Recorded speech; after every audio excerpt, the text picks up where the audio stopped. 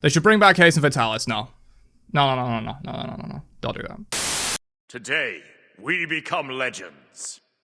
We all have those opinions in Smite that would get us absolutely crucified in the pre-game lobby for even mentioning it. Well, today we're going to be looking at a Reddit post by TW35K. I'm sure there's a better way to say that, but we're looking at his Reddit post about unpopular Smite opinions. And I'm basically just going to be giving my thoughts on them, whether I think they're actually unpopular, whether I agree with them, that kind of stuff. So starting off, we have the OP's unpopular Smite opinion, which is that Set is a weak character, jungle, solo, wherever. This one I just completely disagree with. I think Set's a really strong character. He has a lot going for him in his kit. You know, he has bruiser elements with like healing, and you can build him a little bit tanky from solo and stuff like that. You have a lot of damage, like a lot of bursts from the one. You also have a lot of sustained damage from the ult and overcapping attack speed from your passive and that kind of stuff. Like, there's very few things that Set lacks. It's just he's a very difficult character, and you have to like really get a grasp on him to make him work properly. This one, however, I can wholeheartedly agree with. The in Shaxx, you move like a jaguar is not loud enough. You know, I don't think this really isn't an unpopular opinion. This is every Smite player agrees with this. Way more gods should be viable in off roles, including high levels of play. So this is obviously related to the recent circuit changes and all that kind of stuff, where they're trying to take her out of like SPL level support play and increase her performance across like more lower and intermediate levels of play in the jungle and things like that. This one I just completely agree with. I really think gods in viable like off roles are a lot of fun for the game. It adds a lot more variety. You know, just assassins being junglers, warriors being solo laners, guardians being supports. That's kind of boring to me. I like the idea of like certain classes moving into different roles and finding success. And it's why I hope they don't really absolutely nuke circuit support, because Fenrir support and Nature support and all those kind of ones, they kind of already did nuke Nature support, but we'll see what happens with that.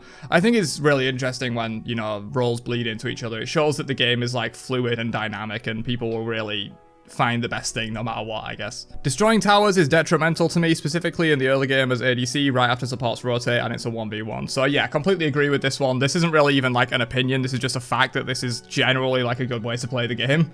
This is more relevant in solo usually, but also can be relevant in ADC as well, as this guy mentioned. Basically, minions, whenever they take a tower hit in Smite, they immediately lose all gold value down to 3. That might have changed since I last checked it, but they lose all gold value and you only get 3 for killing them. And so essentially what you do by leaving the enemy tier 1 tower alive instead of killing it is that when your minions come up the lane and like the enemy is out of the lane or whatever, like you killed them or you forced them back with poke or something like that, your minions are going to run into the enemy tier 1 tower and at least take a tower hit, potentially die to it much earlier than if you'd taken the tier 1 and they had to run all the way to suicide to the tier 2. So essentially it's a way to make the enemy lose less gold if you're already winning the lane, because you can just force minions to die to their tier 1 tower. And so yeah, as I said, not really an unpopular opinion, but I guess an unknown sort of strategy in the game. Berserker Shield was better with the health gain passive, so I think I agree with this one. Also Gladiator Shield, you know, I really did enjoy the solo lane dynamic with the 2 shields. Whether or not they should have stayed is a different question, you know, because it did kind of condense the meta down to like maybe 5, 6, 7 gods that could use either Berserker Shield or Gladiator Shield. You know, you just had like a Cullen, King Arthur, Amaterasu with Berserkers, that kind of stuff, and the meta was really just only a few gods, which, as I mentioned before, I don't like. I like when there's a lot of variety and like cross rolls and things like that. But I did really like the design of the 2 shields. I think they made it, they kind of equalized the sustain a little bit in solo. I know that sounds a lot reminiscent of the Golden Bow change, where they were trying to, quote, equalize the clear between ADCs, and all it did was break the game, but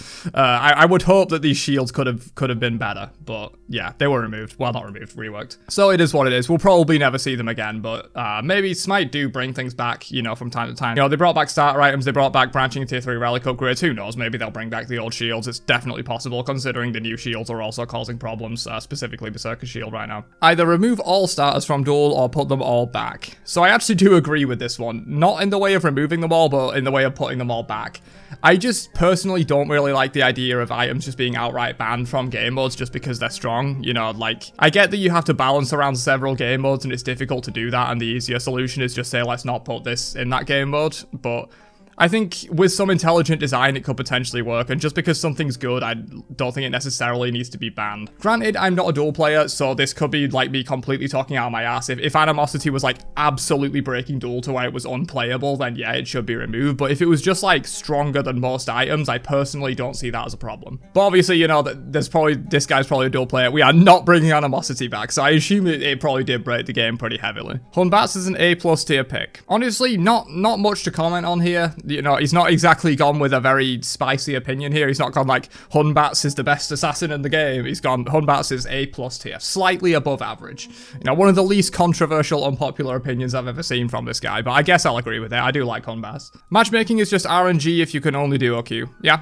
100% agree with this one. It's a team game. There's nothing you can do about it. But yeah, matchmaking is RNG. You just gotta accept that. Like, there's going to be minimum 3 people on your team that you don't know and could be terrible and could be toxic and who knows. You just gotta accept that when you queue a game of Smite, I think. Yom should be allowed to use auto attack items at a worse amount, like Charybdis of sorts. The way his autos work makes so many starter items worthless, let alone items in general. Completely agree with this one. I think a change where he could proc Death Toll at like 1/10 of the effect or something like that. I don't know what the actual number would have to be because I don't know how many autos he puts out per second specifically, but you know, something like that I think would make a lot of sense for Yom. You know, I think Yom with Death Toll could be a really cool like item combo if they actually made it work. Loki hate after the rework, of course, not before, is kind of unjustified at this point. There's way more annoying characters than him. It was unjustified before the rework, in my opinion. Like, there are plenty more characters that piss me off way more than Loki in this game. To me, like, he's just a beads and Aegis check and a positioning check and things like that before the rework. After the rework, there's literally no problem with him. If you complain about Loki after the rework, you're actually like asking for them to make him worse. Like, look, his burst damage went down significantly. He plays more just like a kind of generic traditional ability burst assassin now, and honestly probably does less burst damage than a god like Thanos or something like that. Like, there's really no reason to be hating Loki anymore. Completely agree with this one. In no way, shape, or form should a character be able to build 0 to 1 damage items and be able to keep up in damage with DPS players. This is a good point, but not true. Like, it's massively over-exaggerating how, like, tanks and stuff like that can keep up with DPS players. Building 1 damage item, you're not going to keep up with a hunter that has 6 damage items. That's just not how maths works, and this guy's exaggerating. But obviously, the idea of this is right, in that, like, tanks shouldn't be doing the same DPS as proper DPS, like, roles. But generally, that doesn't happen. Like, also, this guy, MW2 strategy. MW2, good game by the way. If tanks do too much damage, then squishies equivalently have too much CC. This is also a really good point, you know. You could argue that tanks do too much damage, they probably do, but like certain squishies, especially hunters actually, because I ran the numbers on this. I ran like the average number of CCs that each class has, and hunters come out as like just below guardians and warriors, like above mages and assassins. Hunters have way more CC than you would think. Season 5 was the peak of Smite balance before Baron release and Neja/Zhonghui becoming insanely OP in that mid-season patch. So I would generally have to disagree with this because I think Smite gets more balanced as it goes along. Like its regression from the mean is like, you know, it's gonna stick closer to the average level of balance as time goes on. That's generally what I've experienced anyway, you know, because you look back at God releases like Bologna in Season 2 and then compare it to a broken God release from now, like it's not even close. Release Guan Yu from beta, you know, even further back, not a chance any God release has ever been as powerful as Release Guan. And then after Bologna release, there's not a chance any release has been as powerful as Release Bologna. And you could say similar things for like Rat in Season 3, Nemesis release, Soul release in Season 2, that kind of stuff. Like, there was a lot of ridiculously broken stuff back in the day, especially in beta. And I would say the peak of Smite balance is now, to be honest. And that might be the unpopular opinion. You know, I know it's very popular to rip on Smite for being unbalanced, but I genuinely think it's in one of the most balanced states it's been in a while. I'm a support main, and whilst I do think we have an incredibly important role, I feel like a lot of sentiments outside of the game in the community about supports being trashed and needing more love veers into hyperbole quite often.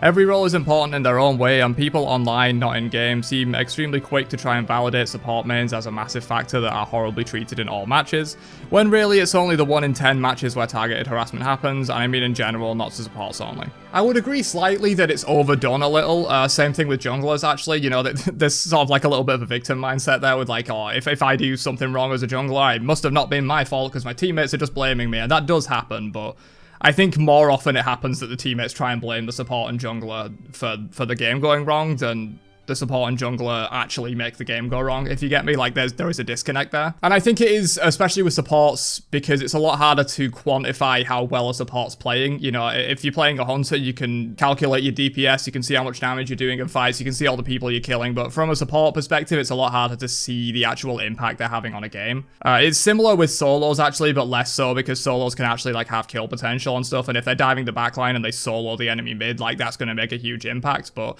supports don't get that kind kind of same recognition, I feel like, which is why this happens. So yeah, I guess I don't really agree with them. I don't think it strays into hyperbole often, it just does sometimes. Sylvanas shouldn't have lobbed AoE autos or take away his mannequin rights. Fuck mannequin self. Completely disagree with this one. I like his autos and I like synergies like that, even if it's like pretty strong, and it's honestly not that broken, let's be real. Healers aren't broken annoyance, do not equal broken healers at the moment, have some of the lowest win rates. That sentence doesn't make a lot of sense to me, but I think I kind of understand what he's saying. I'm not saying during Season 8 or 7 they weren't strong, but all these nerfs to them and buffs to anti-heal now just makes it where it's literally impossible to do their job because they'll always be 100% anti-heal in every fight. So anti-heal's always been efficient. You know, we've always had items like Brawler's Beatstick and Divine Ruin that stack with each other, and you can easily get 80% anti-heal like that just from 2 items that are really competitive in terms of stats. You know, 15 pen, tons of power on Divine Ruin. Like, who cares if you're missing out a slightly decent passive for a bit of anti-heal? It's definitely worth it. And there won't always be 100% anti-heal in a fight. There might be 100% anti-heal on a team, but actually getting that anti-heal applied is often difficult. Some things, you know, just apply it very easily, like in auras around you, you just need to stick to them, but like, you do have to hit abilities or basic attacks or something like that to actually apply that anti-heal, and then you do have to burst them down before that anti-heal wears off, because they've nerfed the duration of anti-heals a lot over the last like few years. Back in the day, Divine Ruin and Brawlers used to apply for 10 seconds, so like they have nerfed that pretty significantly. And in general, on this point, yeah, healers in casuals generally aren't broken. Healers generally have problems in competitive because they have a lot of communication to be able to like back off from a fight, re-heal, go back in, that kind of stuff, whereas like in random casuals, you don't really have that. This isn't a tank meta, and people need to learn what that means. It hasn't been one since Season 2. This is a burst meta. 100% agree with that. I've made videos, multiple over the years, since about Season 5, talking about tank hate in Smite and how they just continually nerf tanks, and people still complain that tanks are too strong. Like, you can dive in as a solo laner nowadays in a team fight, get blown up within 3 seconds by the enemy ADC, or even the enemy mage now, because, you know, a percent pen on every single mage item is fun. And so, you just dive in, you instantly die, and then people call that a tank meta just because you dealt half of the mage's health and they dealt all of yours. It's like, how does that make any sense? So yeah, 100% completely agree on this one. This is not a tank meta. Most people that play aggressive are actually just reckless, and you're not dying because the team doesn't follow up with you, you just make tons of mistakes. So I have seen this one a lot where the players are like, oh no, I'm just an aggressive player, but then all they do is dive in 1v5 not looking at their map, and like their teammates just aren't even near them. Like, they physically couldn't have got there for that fight, but they go in and then blame their teammates for it for not being there. But there also is the other side of the coin where like just you can play aggressive and play smart aggressive and not just like dive constantly. Like, I fall victim to it as well, like in solo when I'm playing too aggressive, like trying to proxy the enemy wave and stuff like that, diving their tower on my own. Like, it does happen, but also you can make calculated aggressive plays and still do a lot of work. They should bring back Haste and Vitalis. No.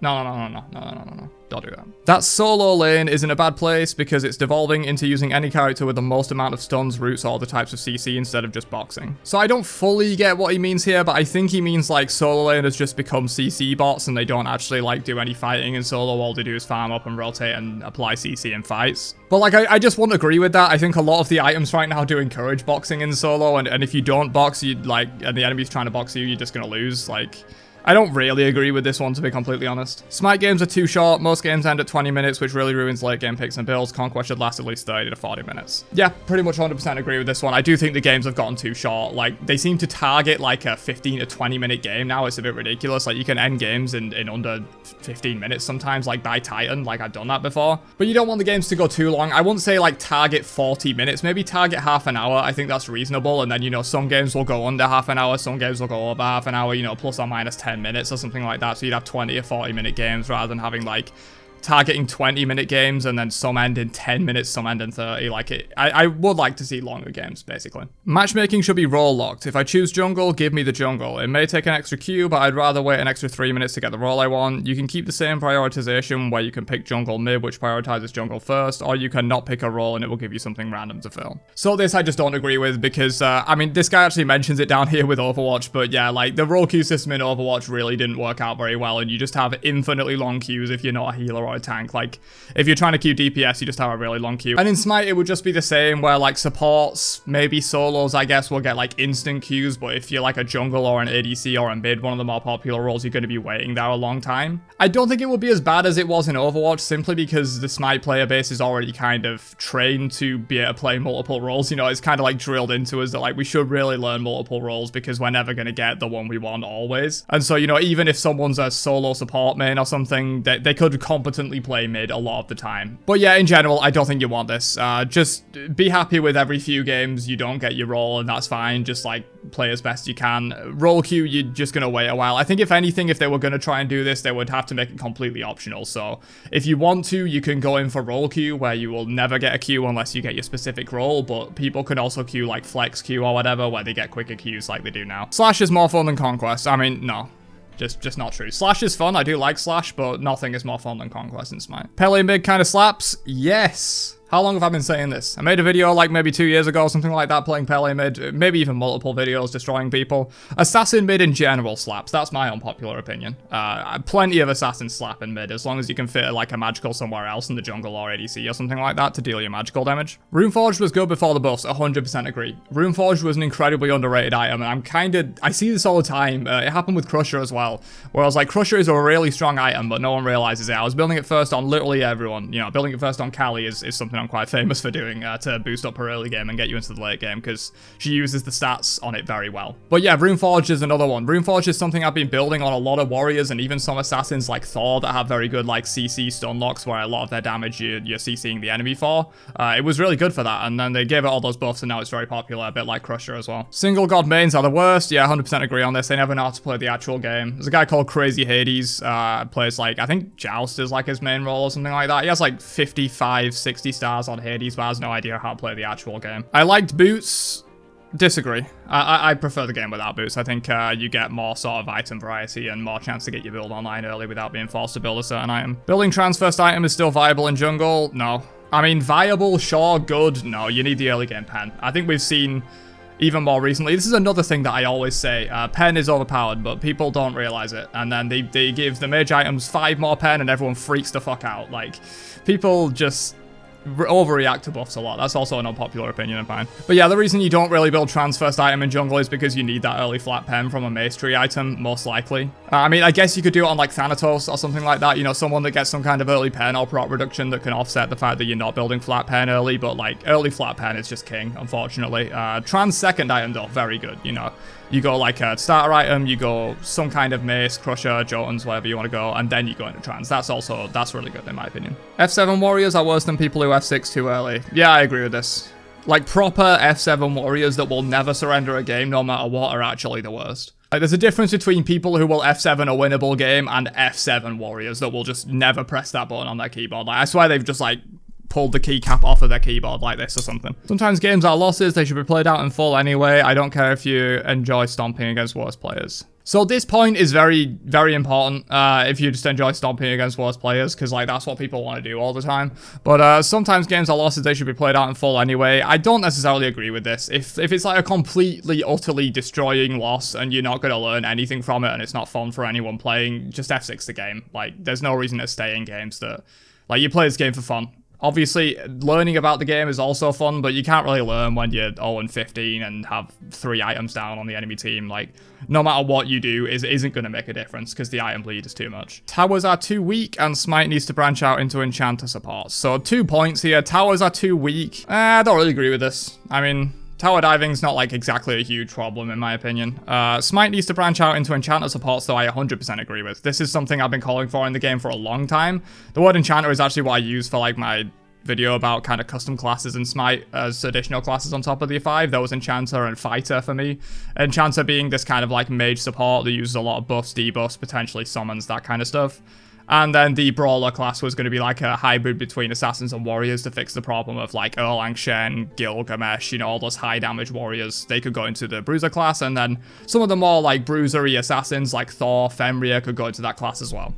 The amount of cosmetics in this game make it look like a cheap and tacky mobile game. I have jump stamps and death whatevers turned off for this reason. Frames, God, and War Skin should be the only available cosmetics in the game. So yeah, I do somewhat agree with this in terms of like, yeah, jump stamps, death marks, like all this stuff. I don't really engage with it, but it's still content at the end of the day. If people want to use it, people want to use it. My main issue with death stamps was that like everyone's forced to see them and it's a bit annoying. But yeah, I generally agree with like there's way too many cosmetics in the game and they don't focus enough on like the actual core game. They just focus on, I guess, what directly makes them money, which is just cosmetics. I think magic damage and physical damage should be changed to attack damage and ability damage, and then open the store for all gods to be able to use many different builds in many different situations. So basically this guy's asking to turn Smite into League. I'm almost certain this is how it works in League, where you have like AP and AD and it depends on that rather than like magical and physical power. But that's it for my thoughts on all these unpopular Smite opinions. Definitely some hot takes here for sure, but also just some generally sensible things about the game. You know, like the Yorm auto attack suggestion, I like that a lot. The why do people hate Loki, completely agree with that one. That's just like a popular opinion now, I feel like. But yeah, let me know if you enjoyed this kind of video. I could potentially do a part 2 where I react to your guys' unpopular opinions, you know, either from the comments of this video, so leave them down there, or I might make a community post or a Discord post or something like that, and you can submit your Smite unpopular opinions and I'll review them.